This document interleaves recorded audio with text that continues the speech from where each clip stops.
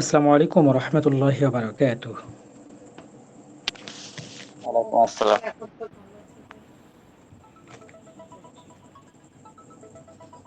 আহলান ওয়া সাহলান, আপনাদের সবাইকে সুস্বাগতম। আদ-দারস আত-তাসি আশার, ঊনবিংশ পাঠ। আজকের আমাদের এই পাঠে আপনাদের সবাইকে আবারও অভিনন্দন। আমরা আজকে আমাদের ক্লাসের মোড় ভিন্ন দিকে নিচ্ছি। সেটি হচ্ছে আমরা আজকে ফেয়েল পড়ব। শুরু থেকে আমরা ইসিম পড়তেছি, মাঝে আমরা হার্ফ পড়েছি, কিন্তু কখনোই আমরা ফেয়েল পড়িনি। আজ থেকে আমরা মূলত ফেয়েল পড়ব এবং ফেয়েল বা ভার্ব দিয়ে কিভাবে আমরা কথা বলবো, কিভাবে ব্যবহার করব, এগুলো সেই নিয়ে আলোচনা করব ইনশাআল্লাহ। আমরা প্রথমেই কথা বলবো আল ফেআলুল মাদি, অর্থাৎ পাস্ট টেন্স, অতীতকালীন ক্রিয়া। এটির পরিচয়, নিয়মাবলী এবং উদাহরণ আমরা দেখব ইনশাআল্লাহ। আল ফেআলুল মাদি, দেখুন এখানে মাউসুফ সিফাত আকারে আছে। ফেয়েল মানে ক্রিয়া, কাজ, ভার্ব। আল মাদি অর্থ হলো অতীতকাল, অতীতকালীন। তার মানে অতীতকালীন ক্রিয়া, পাস্ট টেন্স। যেই ফেয়েল অথবা ভার্ব দ্বারা অতীতকালে কোনো কাজ করা বা হওয়া বোঝায় তাকে পাস্ট টেন্স, আল ফেআলুল মাদি বা অতীতকালীন ক্রিয়া বলে। ঠিক আছে, আমরা আল ফেআলুল মাদি এতটুকু জানলাম যে এটি অতীতকালীন ক্রিয়া। যেমন ফাআলা, ফাআলা মানে সে করেছে, ফাআলা মানে সে করেছে। সে করেছে মানে কি, অলরেডি করে ফেলেছে, সেটা অতীতকাল হয়ে গিয়েছে। এখন আমরা একটা জিনিস শুধু জানি, সেটি হচ্ছে এই যে আমরা ফেআলুল মাদি পড়তেছি, এই ফেআলুল মাদিগুলো অথবা ফেয়েলগুলো 3 অক্ষর, 4 অক্ষর অথবা অতিরিক্ত কিছু হরফ দিয়ে 4, 5, 6 এরকমের বিভিন্ন রকমের সংখ্যার ফেয়েল হয়। তবে আমরা আরবিতে এই মুহূর্তে শিখব 3 অক্ষর বিশিষ্ট ফেয়েল, 3 অক্ষর বিশিষ্ট ভার্ব। কারণ আরবিতে যত ফেয়েল রয়েছে, আরবিতে যত ভার্ব রয়েছে, এইগুলোকে যদি আমরা শতকরায় প্রকাশ করি, তাহলে 95 ভাগ ক্রিয়া বা ভার্বই হচ্ছে 3 অক্ষর বিশিষ্ট। ঠিক আছে, এবং অনেক কিছু যেগুলো পরবর্তীতে 4 অক্ষর হয়েছে অথবা অতিরিক্ত কিছু হরফ হয়ে 5 অক্ষর বা 6 অক্ষর ইত্যাদি হয়েছে, এগুলোর মূল অরিজিন যদি খোঁজা যায়, তাও এই 3 অক্ষর বিশিষ্ট ফেয়েল। সার্বিক বিচারে আমাদের জন্য গুরুত্বপূর্ণ হচ্ছে 3 অক্ষর বিশিষ্ট ফেয়েল বা ক্রিয়া। এজন্য আমরা শুরুতে এটি দিয়ে শুরু করছি, আর আস্তে আস্তে আমরা সেগুলো জানতে পারবো বা জেনে নেব ইনশাআল্লাহ।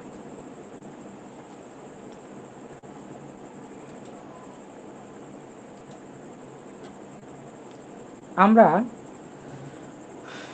এত সময় জানলাম যে বিভিন্ন হরফের বিভিন্ন সংখ্যায় ফেল হয়, তবে এই মুহূর্তে আমরা 3 অক্ষর বিশিষ্ট ফেল পড়ব।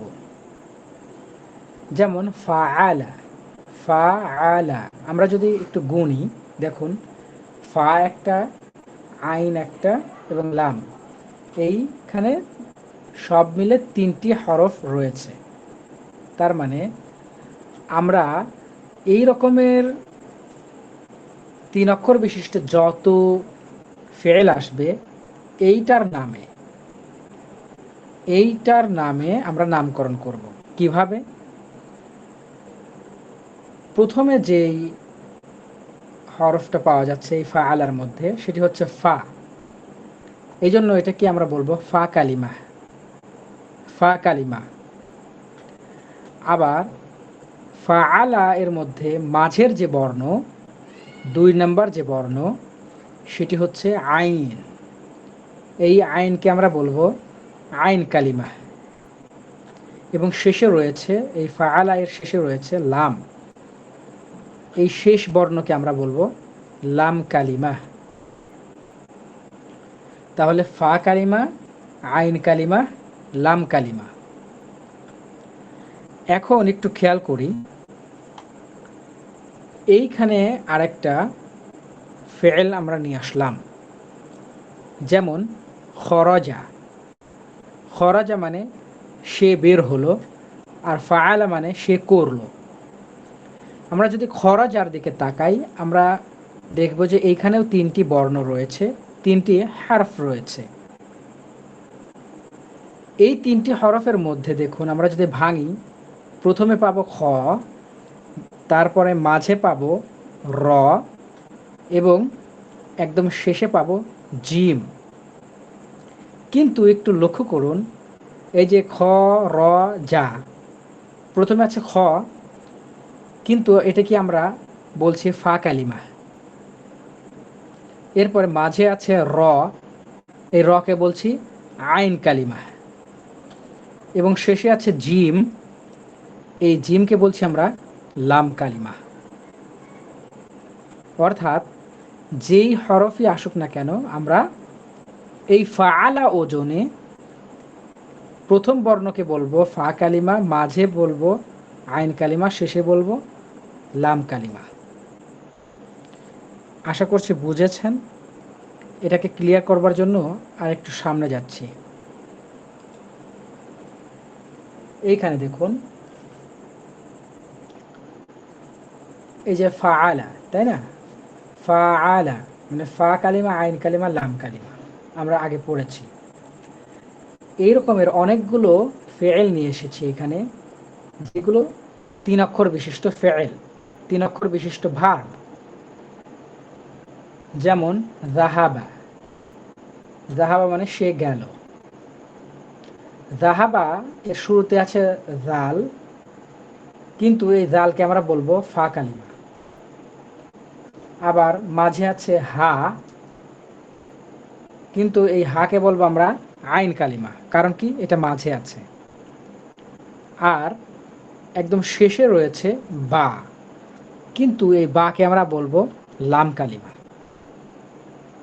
এইবার বলেন যে আপনারা বুঝতে পেরেছেন কিনা।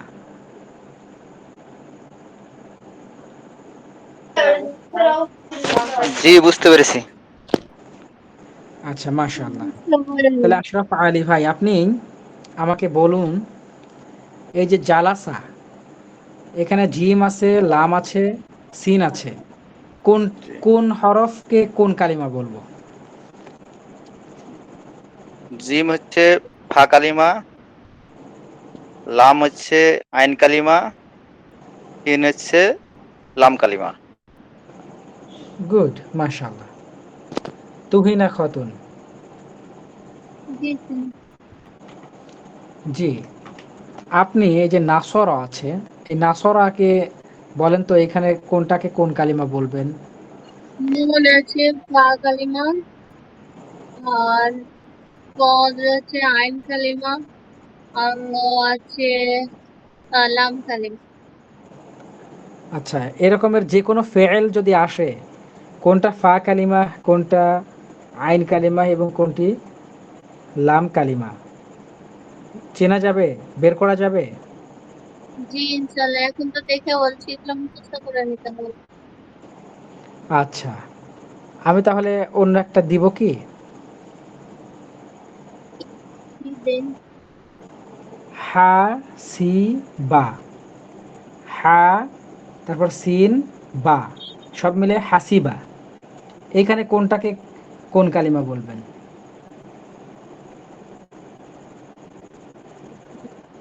হা সি বা। পাচ্ছি না আমি। পারছেন না? না, তাহলে যে আপনি বললেন বুঝেছেন, তার মানে তো বুঝেন নাই। না স্যার, আমি বুঝিনি তাই বললাম। দিয়ে ওই একটা ভাইয়াকে ধরলেন না, দিয়ে যেভাবে বললো দিয়ে আমি বললাম তাহলে এইভাবে। আচ্ছা, যাই হোক, এই যে হুম, মোল্লা মুহাইমিনুল হক। আসসালামু আলাইকুম। ওয়ালাইকুম আসসালাম। জি ভাই, আপনি বলেন তো হাসিবা এর মধ্যে কোনটাকে কোন কালিমা বলবেন? হবে ফা কালেমা, সিনটা হবে আইন কালেমা, আর বাটা হবে লাম কালেমা। গুড। তার মানে ফা কালিমা, আইন কালিমা, লাম কালিমা, অর্থাৎ ফাআলা। এই যে ফাআলা একটা ওজন আছে, এটা মনে রাখতে হবে। ওই অনুযায়ী কোনটা কি হবে আমাদেরকে মনে রাখতে হবে, বুঝতে হবে। স্যার আচ্ছা। পরপর হবে, জি। পরপর হবে। যেমন ফা আলা ফার্স্ট ফা দিয়ে ফা কালিমা হবে, আইনে আইন কালিমা হবে, লামে লাম এরকম। হ্যাঁ, হ্যাঁ, হ্যাঁ, তো কিন্তু তাহলে হ্যাঁ, হ্যাঁ, কিন্তু কিন্তু অন্য যেই এরকমের শব্দ আসুক না কেন, ৩ অক্ষর বিশিষ্ট যদি হয়, তাহলে সেখানে ফা হুম, কালিমা থাকতে হবে, আইন কালিমা হুম, থাকতে হবে এবং লাম কালিমা থাকতে হবে। ও ক্লিয়ার? আচ্ছা, তাহলে মুখস্থ করার দরকার নেই, কিছু হচ্ছে না। হ্যাঁ, শুধু বুঝতে পরপর হবে। বুঝতে যাবে, 3 অক্ষর। আচ্ছা, হ্যাঁ, হ্যাঁ। এটা বুঝতে পারছি। আচ্ছা, এখন বলেন এই এই পর্যন্ত কারো সমস্যা আছে কিনা?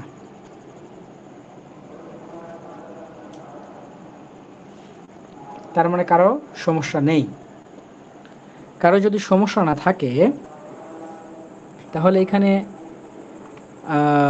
একটা জিনিস আমরা দেখব, সেটা হচ্ছে যে উপরের সবগুলো ক্রিয়াতেই মূল অক্ষর ৩টি দেখা যাচ্ছে। মূলাক্ষর, অর্থাৎ মূল অক্ষর ৩টি। দেখেন, গোনেন, সবগুলোতেই মূল অক্ষর ৩টি দেখা যাচ্ছে, যাদের ফা এবং লাম কালিমা। দেখেন তো ফা এবং লাম কালিমা কোনটা? অর্থাৎ ফা কালিমা মানে সবগুলো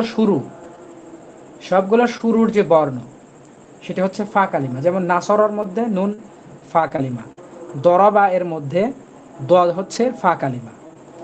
আর লাম কালিমা মানে শেষ বর্ণ। ঠিক আছে, শেষ বর্ণ বলা হচ্ছে যাদের ফা কালিমা এবং লাম কালিমা সর্বাবস্থায় জবর গ্রহণ করেছে।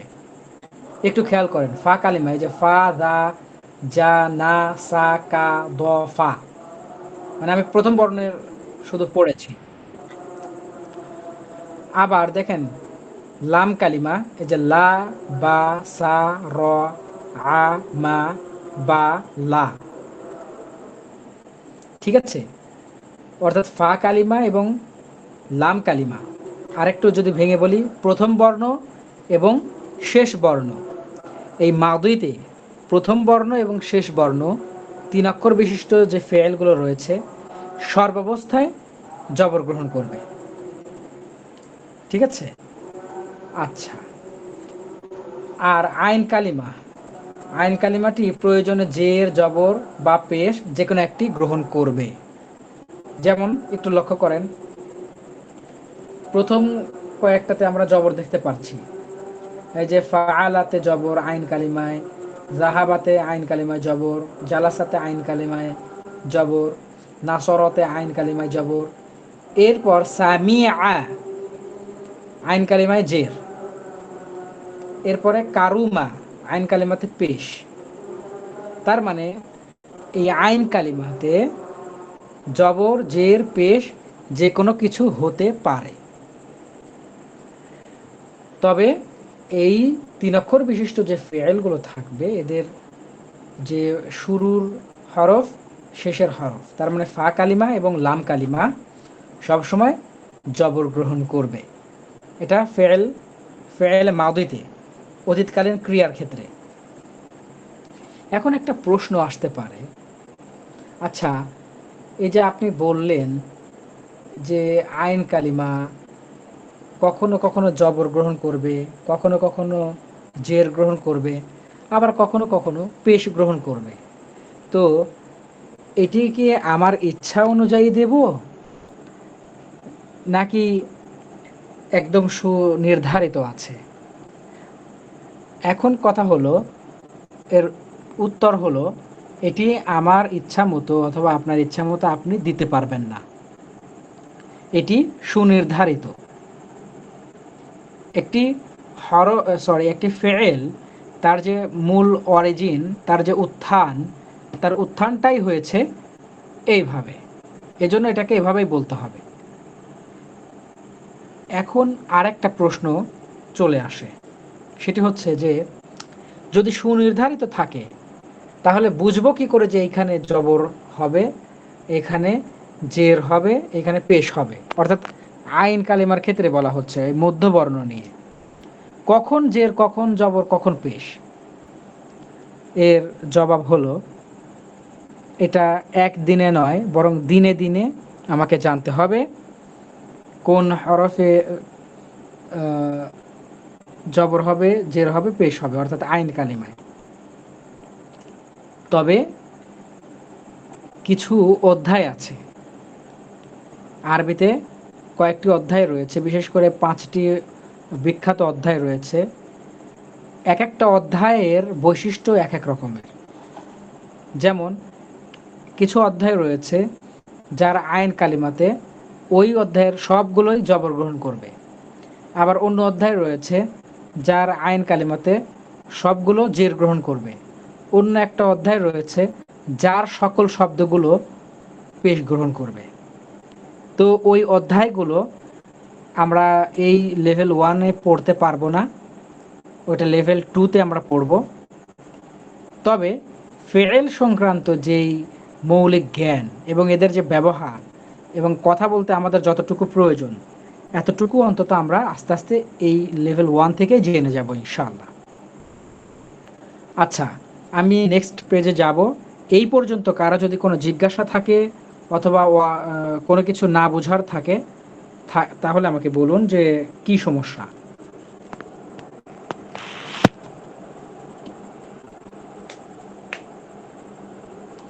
আচ্ছা, কোনো সমস্যা নেই?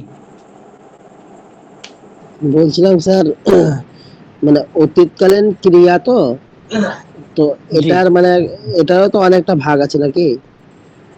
হ্যাঁ, মানে এটার অনেকটা ভাগ লিকুইড, আছে। জি সেটাই বলছি। অনেক ভাগ থাকবে, তবে সব ভাগ সবসময় প্রয়োজন হবে না, এবং এইটাই হচ্ছে মূল ভাগ, এটাই হচ্ছে ফান্ডামেন্টাল, মৌলিক।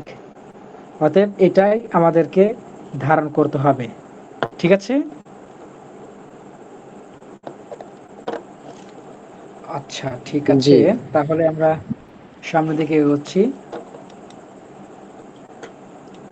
ওকে, এখন মনে রাখতে হবে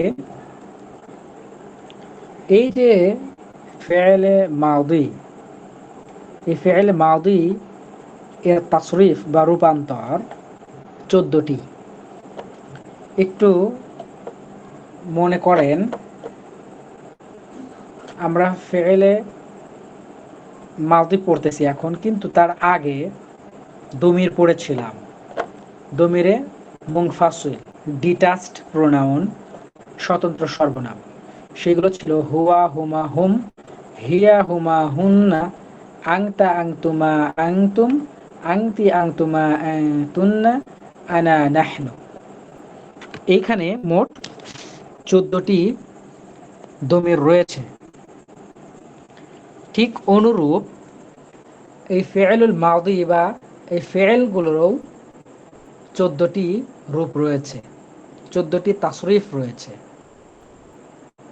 একটু খেয়াল করেন, খরজা, খরজা, খরজু, খরজাত, খরজাতা, খরজনা, খরজতা, খরজতুমা, খরজতুম, খরজতি, খরজতুমা, খরজতুন্না, খরজতু, খরজনা।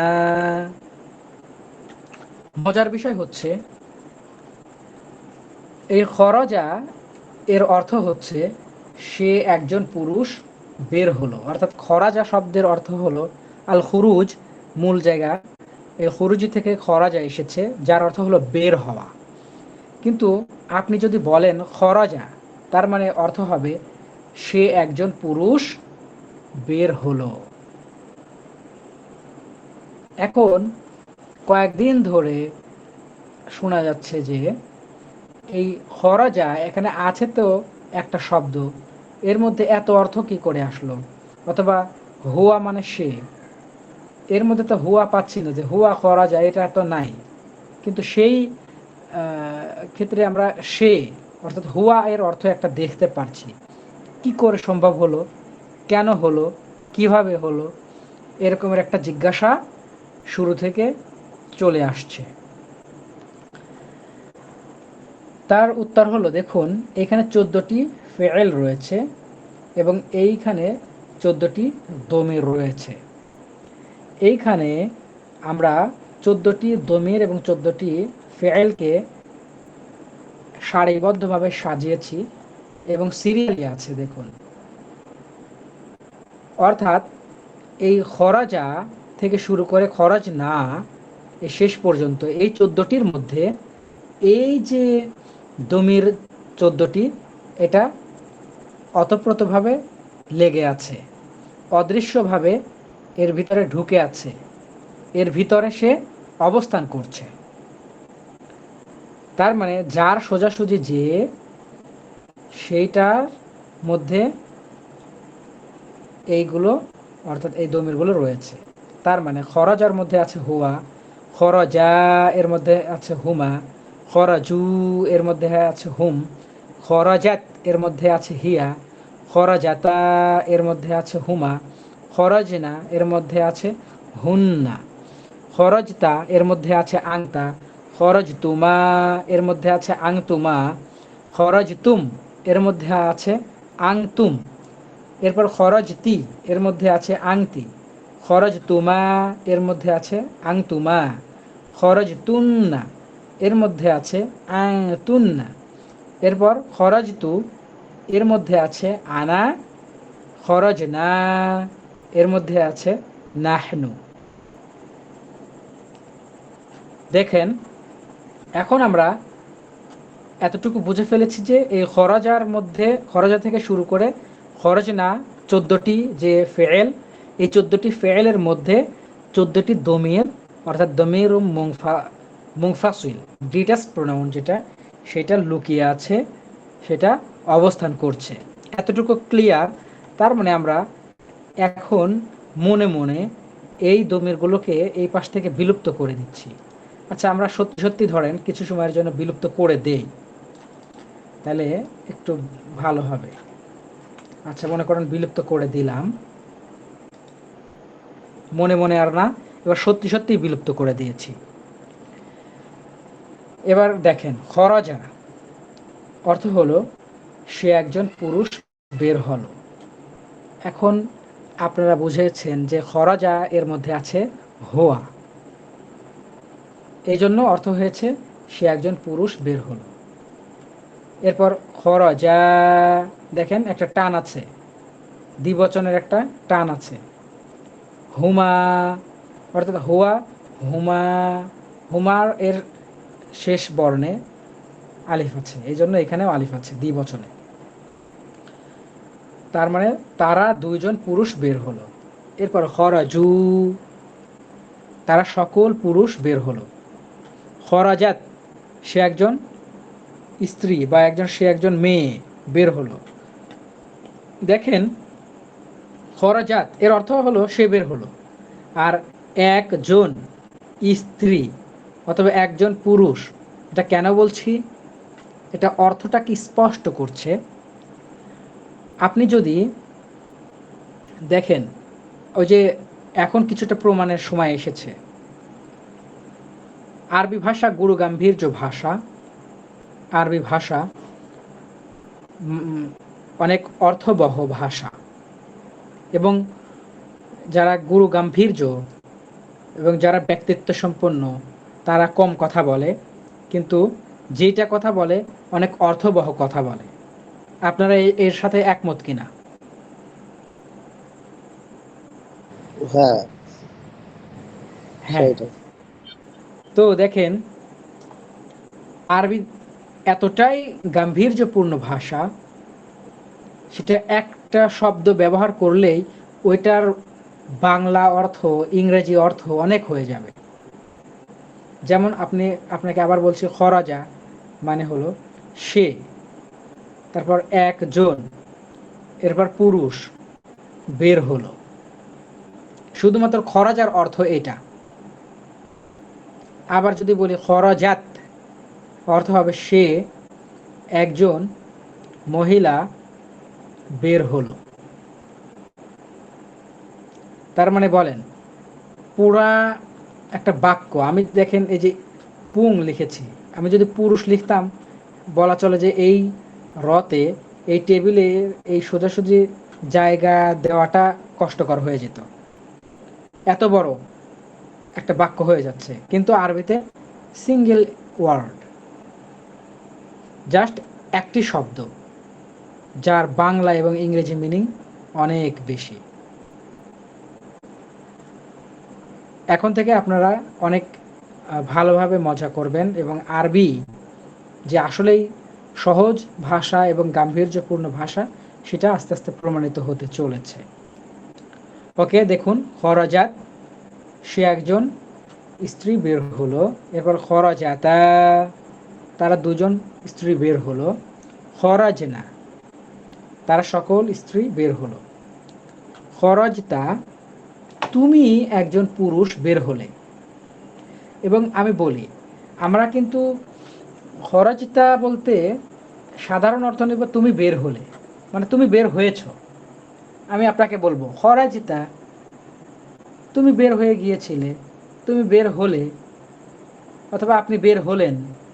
কিন্তু এই যে আপনি, আমি কাকে বলছি এখানে? তুহিনা খাতুন আপনাকে বলছি, নাকি মোল্লা মুহাইমিনুল হক তাকে বলছি? আমার সামনে দুইজন, এরা মনে করেন যে এরা দুইজন উপস্থিত আছে, আমি কাকে বলছি এই কথা একদম স্পষ্ট হয়ে উঠবে। আপনি যদি বাংলায় বলেন যে তুমি বের হলে, এখন এই সামনে এরা দুইজন যদি থাকে, কনফিউজড হয়ে যাবে, আরে কার কথা বলছে, আমাকে নাকি ওই উনাকে? এরকম একটা ঝামেলায় পড়ার সম্ভাবনা রয়েছে। কিন্তু আরবি যদি বলি খরাজতা তুমি বের হলে, আর এই তুমিটাকে, এটা হচ্ছে একজন পুরুষ। এখন পাশে যে মেয়েটা রয়েছে, আমি যদি তাকে বলতাম তাহলে কি বলতাম? খরজতি তুমি বের হয়েছো, স্পষ্ট হয়ে যাবে।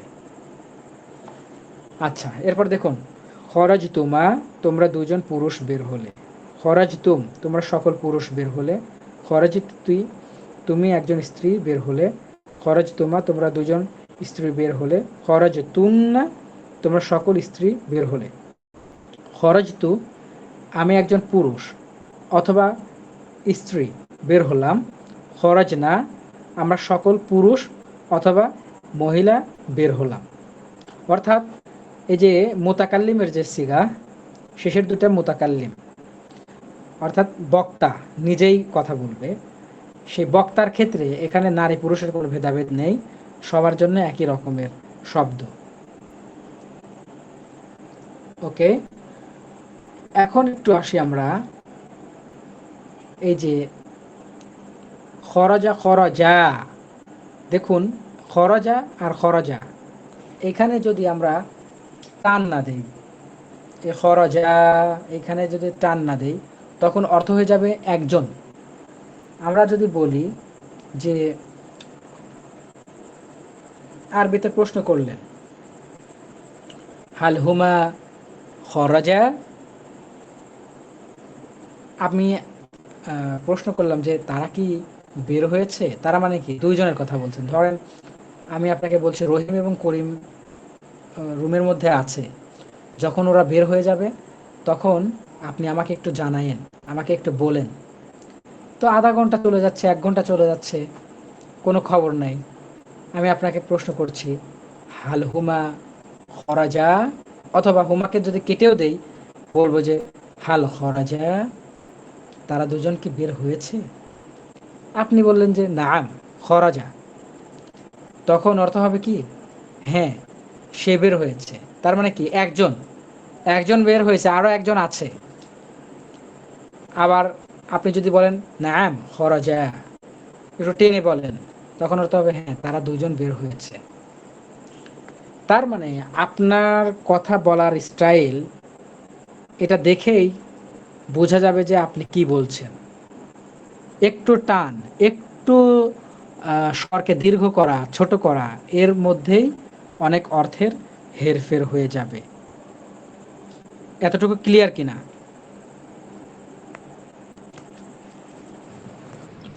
নাম। মাশাআল্লাহ। এরপর আমরা আসি, দেখুন খরাজু, আপনারা একটু লক্ষ্য করুন খরাজু। আপনাদেরকে এই মুহূর্তে যদি আপনারা সামনে থাকতেন, আপনাদেরকে যদি লিখতে দিতাম, তাহলে আপনারা কি করতেন? একটা ভুল করতেন। কি ভুল? আপনারা লিখতেন খরাজু। আপনারা জানেন যে এখানে একটা টান হবে বহু বচনের জন্য, এক আলিফ মাদ হবে। তো কি করতেন? খ র জু, এই ওয়াও পর্যন্ত লিখতেন, আলিফকে লিখতেন না। আলিফকে লিখতেন না কারণ এটা উচ্চারণে আসছে না। ঠিক আছে, এটা উচ্চারণে আসছে না, এই জন্য আপনি লেখার সময় ভুল করতেন। মানে বলার সময় বলছেন খরাজু, ভুল যে করতেন এটা আমি নিজেও ভুল করতাম শুরুতে, অথবা করেছি পরীক্ষার খাতায়ও। এরপর আমার শুরুর দিকের অনেক বন্ধুদেরকেও চেক করেছি যে এই সিগাগুলো লেখো তো 14টা, তারাও অনেকেই ভুল করেছে। অতএব আপনারাও যে ভুল করতেন এটা মোটামুটি প্রমাণিত। ওকে, এখন আসি এই যে এই আলিফটা কিসের? এই আলিফটা তো উচ্চারিত হচ্ছে না, এই আলিফটা কেন? হ্যাঁ, এই আলিফটাকে নিয়ে আসার কারণ আছে। কারণ এখানে উচ্চারণ নাই তার, তারপরেও তাকে এখানে নিয়ে আসার কারণ আছে। কারণ কারণ হচ্ছে এই আলিফকে বলা হয় আল আলিফুল বিকয়াহ। আলিফ মানে আলিফ, বিকয়াহ মানে রক্ষাকারী। তার মানে রক্ষাকারী আলিফ। কিসের রক্ষা করবে? দেখেন ভুলবশত এই ওয়াওকে, এই ওয়াওয়ের অর্থ এবং মনে যেন না হয়, সেজন্য এটি লেখা হয় কিন্তু উচ্চারিত হয় না। আরেকটা কারণে এই আলিফকে নিয়ে আসা হয়। একটু মনে করে দেখেন তো, এখন পর্যন্ত আমরা কয়টি ওয়াও পড়েছি? কি মানে কয় ধরনের ওয়াও পড়েছি বলেন তো দেখি?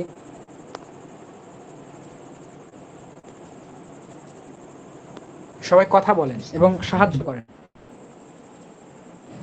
ওই তো এবং, ওই ওয়া পড়েছি, তারপরে ওই যে হুরুফুল জার সেখানে ওয়াও পড়েছি, শপথ এবং কসমের যে অর্থ বহন করে সেই ওয়াওটা পড়েছি, এই কথা। আচ্ছা, মোটামুটি এখন পর্যন্ত 2 ধরনের ওয়াও পড়েছি, তাই না?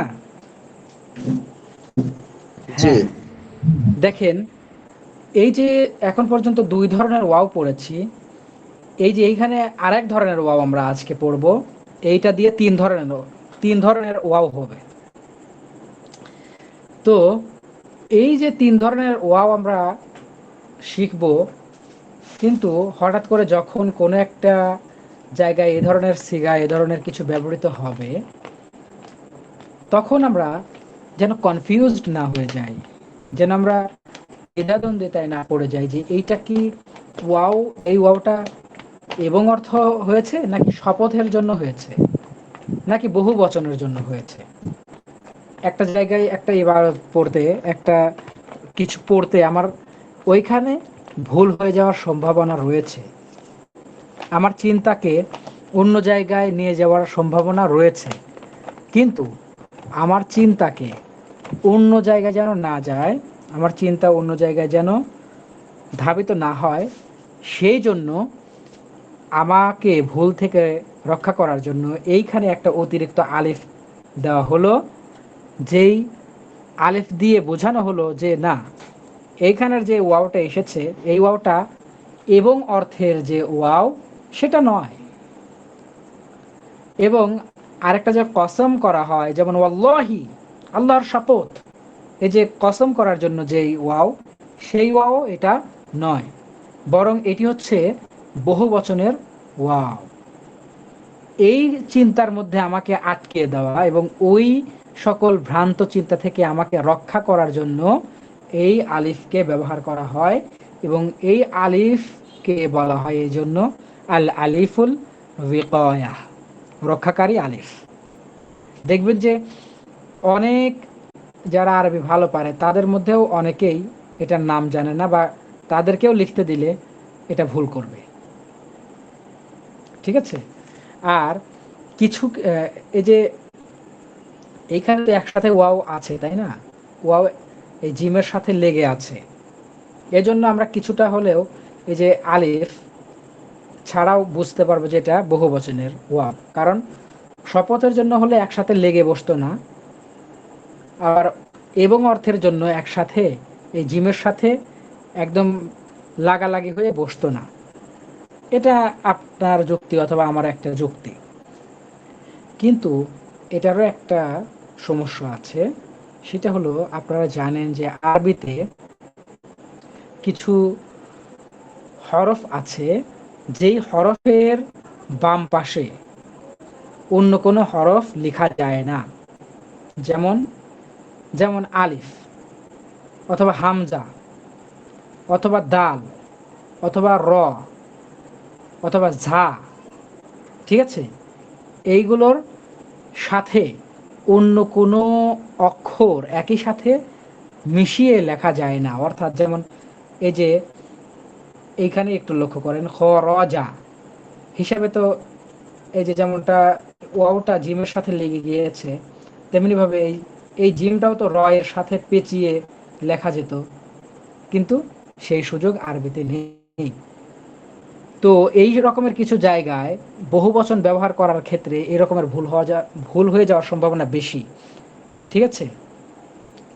যেমন মার, অথবা মানে মার, অথবা এই ধরনের কিছু বিষয় আছে, হরফ আছে যে যার শেষে দাল, র, ঝা, হ্যাঁ, এইগুলো থাকবে, এবং বহু বচনের ক্ষেত্রে একটা ওয়াও আসবে, যেই ওয়াওকে একসাথে লেখার সুযোগ থাকবে না, বরং ওয়াওকে ওয়াও হিসেবে আলাদা করে লিখতে হবে। তখন সমস্যাটা একদম প্রকট হবে এবং বড় হবে।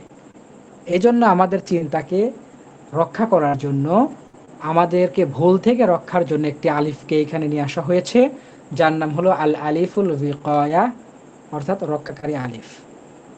এটা ক্লিয়ার কিনা বলেন তো? নাম মাশাআল্লাহ।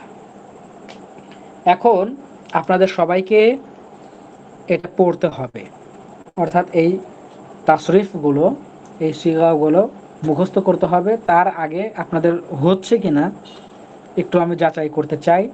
তারও আগে আমি আরও দুইবার বলবো আস্তে আস্তে করে, আপনারা আমার উচ্চারণ শুনবেন এবং এই অনুযায়ী মুখস্থ করবেন। খরাজা, খরাজা, খরাজু, খরাজাত, খরাজাতা, খরজনা, খরজতা, খরজতুমা, খরজতুম, খরজতি, খরজতুমা, খরজতুন্না, খরজতু, খরজনা। আচ্ছা, এইবার আমি যেভাবে পড়বো এই তিনটা ছন্দে, খরজা, খরজা, খরজু, খরজাত, খরজাতা, খরজনা, খরজতা, খরজতুমা, খরজতুম, খরজতি, খরজতুমা, খরজতুন্না, খরজতু, খরজনা। এভাবে ছন্দে ছন্দে তিনটা করে পড়তে হবে। যখন তিনটা তিনটা করে আমার হয়ে যাবে, তখন আবার অন্তত এক নিঃশ্বাসে আমি বলবো, তারপরেও একটা ছন্দ থাকবে। খরাজা খরাজা, খরাজু, খরাজাত, খরাজাতা, খরাজনা, খরাজতা, খরাজতুমা, খরাজতুম, খরাজতি, খরাজতুমা, খরাজতুন্না, খরাজতু, খরাজনা। এইভাবে এক নিঃশ্বাসে আমাকে পড়তে হবে এবং মুখস্থ করতে হবে। আমি এই যে কার কাছ থেকে শুনবো, সে ইসরাত জাহান, তুমি আছো কিনা,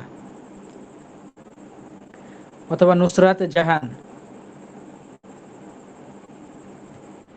জি, আসসালামু আলাইকুম। ওয়ালাইকুম আসসালাম। ইসরাত, জি, নুসরাত আছে? জি না। ও আচ্ছা, ও ক্লাস করে না কেন? ওকে তো ক্লাস করা জরুরি। স্যার ও অনেকদিন ধরে করে নাই তো তার জন্য এখন বুঝতে পারছে না। ও আচ্ছা, তাহলে শুরু থেকে করাতে হবে। সামনে নতুন একটি ব্যাচ আমি রান করছি, সেখানে ওকে ক্লাস করতে বলবে, ঠিক আছে? জি ইনশাল্লাহ। ওকে, ঠিক আছে, তুমি একটু পড়ো তো। খরজা খরজা, খরজু, খরজাত, খরজাতা, খরজনা, খরজতা, খরজতুমা, খরজতুম, খরজতি, খরজতুমা, খরজতুন্না, খরজতু, খরজনা। মাশাআল্লাহ, ধন্যবাদ, সুন্দর হয়েছে। আর আপনাদের জ্ঞাতার্থে একটু বলি, ও হচ্ছে আমার পুরাতন ব্যাচের একটি স্টুডেন্ট। ও এবার ক্লাস 10-এ, তুমি না, মাদ্রাসায়? না না, নাইনে। 9-এ, আচ্ছা 9-এ, 9-এ, এবং ও কোরআনের হাফেজা। তো ঠিক আছে ইসরাত জাহান, তোমার জন্য অসংখ্য স্যার দোয়া আর থাকছে। পুষ্ট করে পড়লে ভালো হয়, এত জি তাড়াতাড়ি না স্যার। পড়ে আর পুষ্ট করলে পড়লে ভালো হয় মনে হয়। হ্যাঁ, ওর মুখস্থ আছে তো এই জন্য দ্রুত পড়েছে। আপনাদেরকেও সবাইকে ওইভাবেই পড়তে হবে। হ্যাঁ, কিন্তু শুরুর দিকে স্পষ্ট করে পড়তে হবে, যেন স্পষ্ট করে হয়। আর মুখস্থ যখন হয়ে যাবে, এক নিঃশ্বাসে আপনাদেরকে 3 বার বলতে হবে। এক নিঃশ্বাসে 3 বার বলার জন্য তো একদম ঠুটস্থ করতে হবে, অতএব সমস্যা নেই। আচ্ছা, আমাদের সোহেল আহমেদ ভুইয়া ভাই, আপনি বলুন তো। জি স্যার, আসসালামু আলাইকুম। বিসমিল্লাহির রহমানির রহিম। খরাজা খরাজা, খরাজু, খরাজাত, খরাজাতা, খরাজনা, খরাজতা, খরাজতুমা, খরাজতুম, খরাজতি, খরাজতুমা, খরাজতুন্না, খরাজতু, খরাজনা। মাশাআল্লাহ। স্যার আশরাফ আলী ভাই,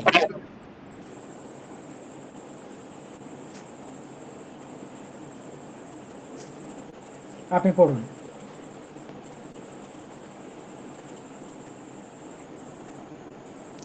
ভাই, আপনাকে শুনতে পাচ্ছি না,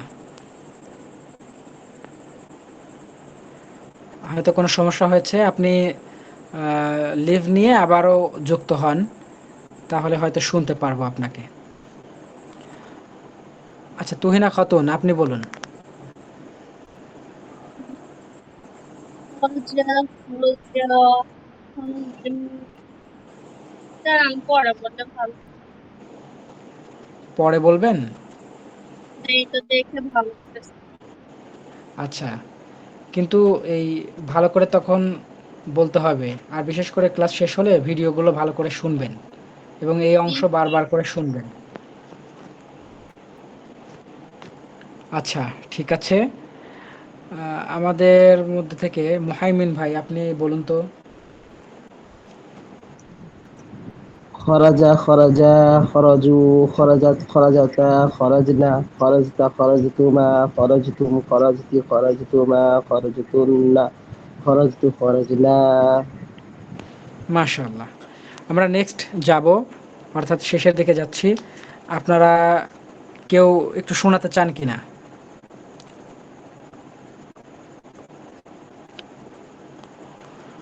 আচ্ছা, আমি সামনের দিকে যাই, অর্থাৎ আমাদের একদম শেষ পর্যায়ে চলে এসেছি। আমালুল বাইত বা বাড়ির কাজ, আল ফিআলুল মাদি, এই 14টি তাসরিফ রূপান্তরগুলো মুখস্থ করতে হবে এবং প্রদত্ত ফেল দিয়ে আলাদা আলাদা তাসরিফ অর্থসহ খাতায় লিখতে হবে এবং গ্রুপে জমা দিতে হবে। এখন প্রদত্ত ফেল কোথায়? দেখাচ্ছি। ও,